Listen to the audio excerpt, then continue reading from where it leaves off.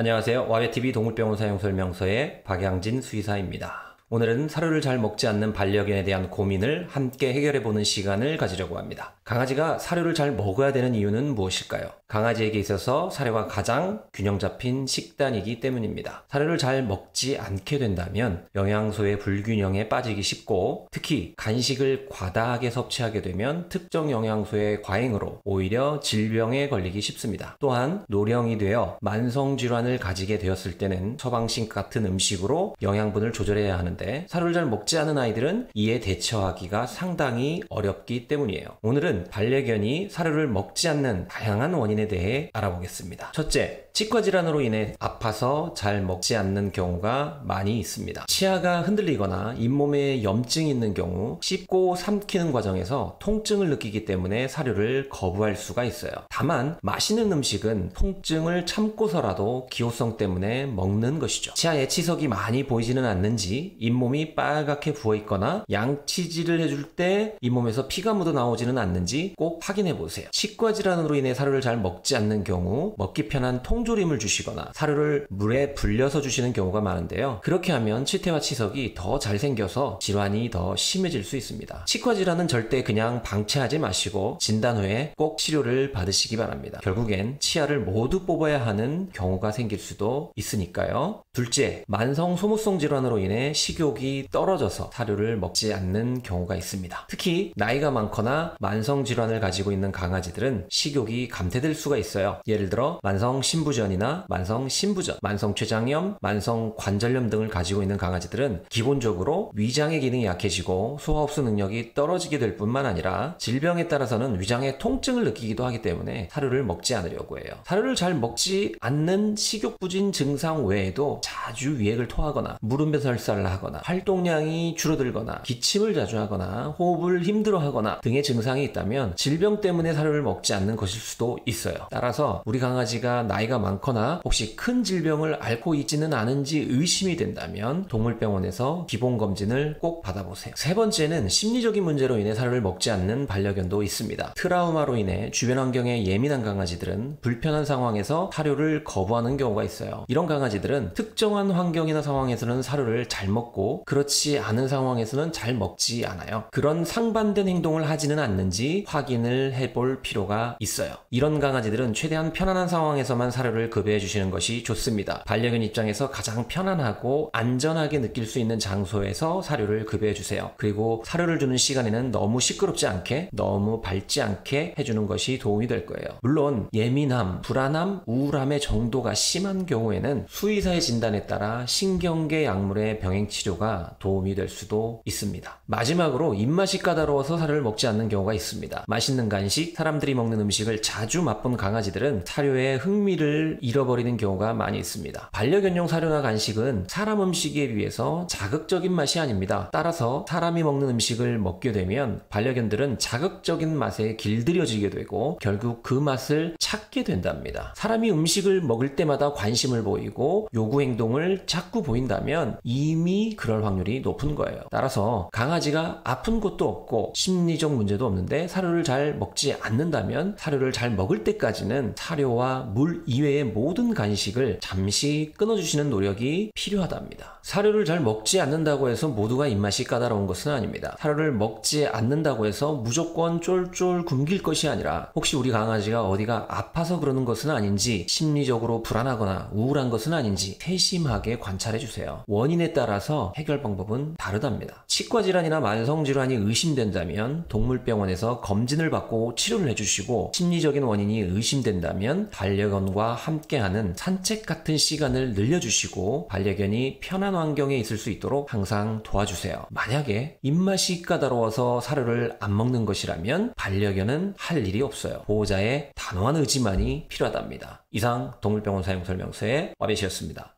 감사합니다.